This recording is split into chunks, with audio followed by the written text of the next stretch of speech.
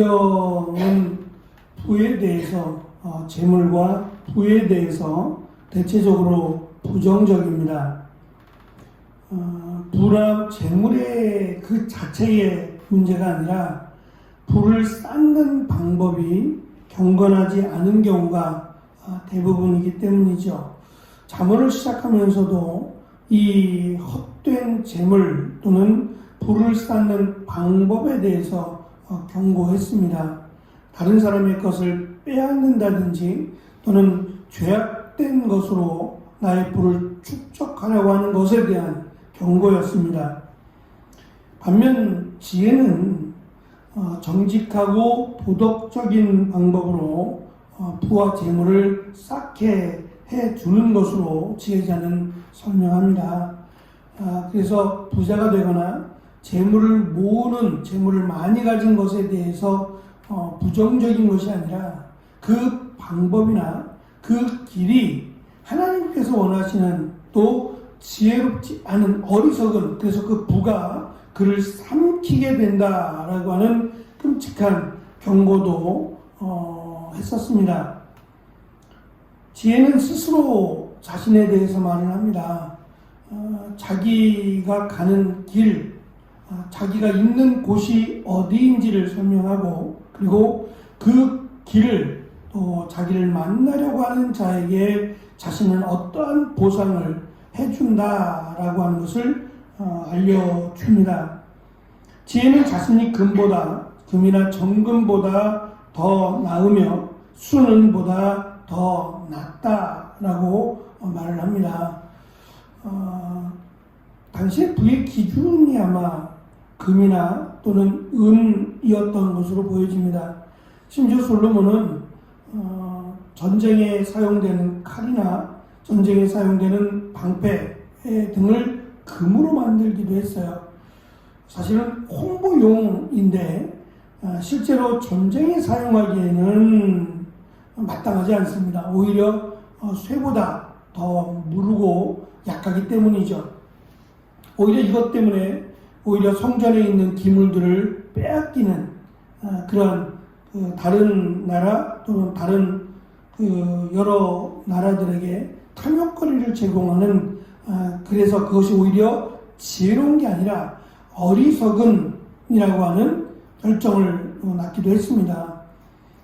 자랑하기 위함이었죠. 사실은 일반적으로 사용하는 금들이 얼마나 많았는지, 우리식으로 하면 숟가락 젓가락 자체도 금으로 쓸 만큼 너무 많아서 주체하기 감당하기 어려웠던 그런 내용들을 우리가 보았습니다.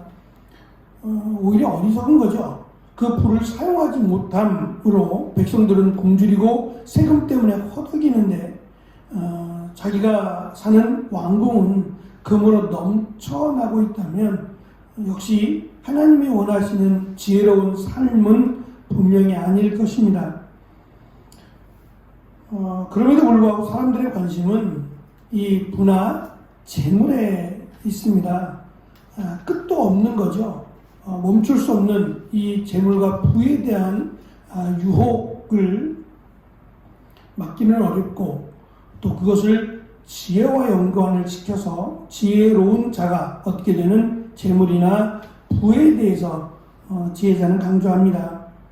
지혜는 자신을 간절하게 찾는 자가 만날 것이다 라는 것을 강조하면서, 자신을 만나려면 자신이 있는 곳을 알아야, 또 자신이 머무는 곳을 알아야 찾을 거기 때문에 자신이 머무는 곳이 정의로운 길, 공의로운 길이라고 밝힙니다.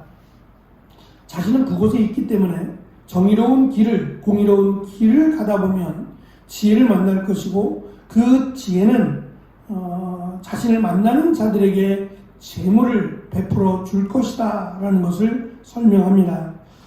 흥미로운 점인데요, 이 정의로운 길 또는 공의로운 길이라고 소개하는 이 정의로운 길이라고 하는 것이 성경에서는 가난한 자와 고아를 건져내며 길 가는 맹인을 도와주고 연약한 자를 지원하며 빈궁한 자의 부양자가 지혜가 되어주는 것이라고 소개한다는 겁니다. 특별히 욥기에 등장하는 말인데요. 욥은 부자고 재물이 많은 자인데 그 이유를 설명함에 있어서 그가 이처럼 부자가 된 것이 마치 그 부를 지혜롭게 또 하나님이 원하시는 방식으로 사용했기 때문으로 설명한다는 점이에요. 그러니까 내가 부자가 되어야 재물이 있어야 이렇게 도울 수 있지 않겠느냐라는 것이 우리식의 설명인데 부는 그렇게 설명하지 않아요.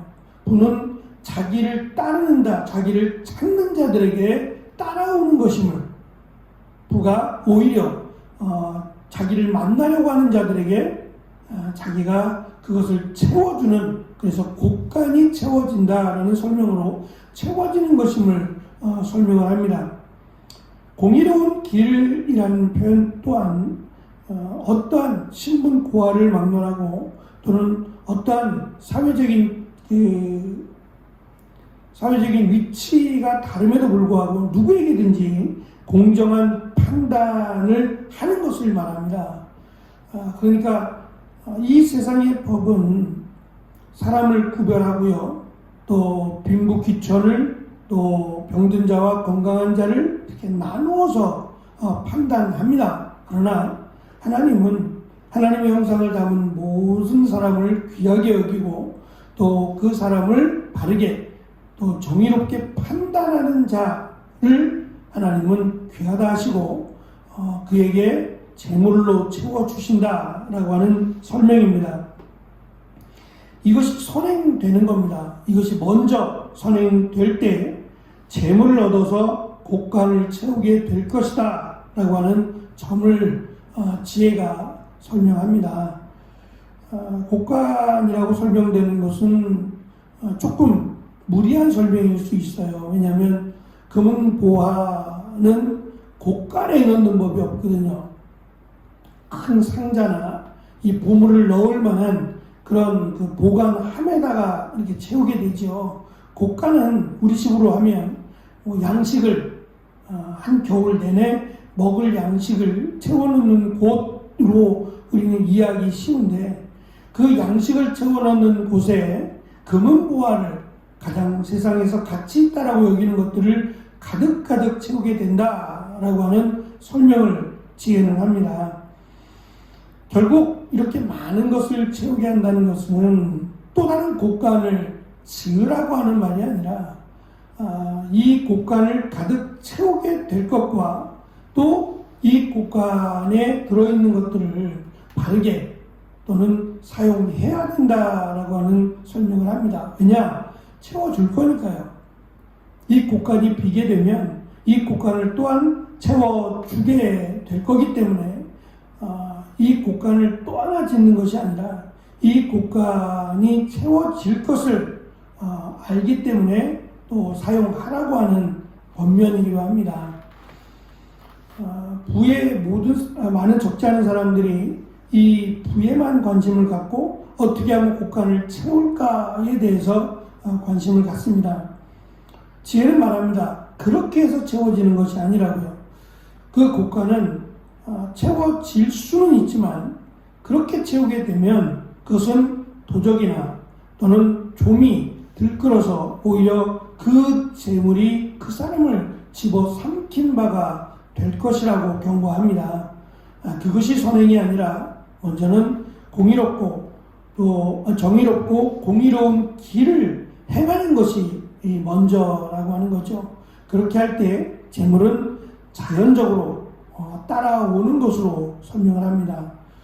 길로 설명한 것은 길이 인생으로 이해했기 때문이기도 하지만 한번 들어선 길은 그 표지판이 여기가 어디입니다라고 하는 방향 표시판이 나오기 전까지는 그 길을 계속해서 걷게 될 것이기 때문이기도 합니다. 다시 말하면 잠시 또는 한 번 정도의 정의로운 길이나 공의로운 길을 가는 것이 아니라 그 길로 행하는 겁니다. 계속해서 그 길로 행할 때에 만날 것이며 그 지혜가 그에게 필요한 것들로 채워준다라는 거죠.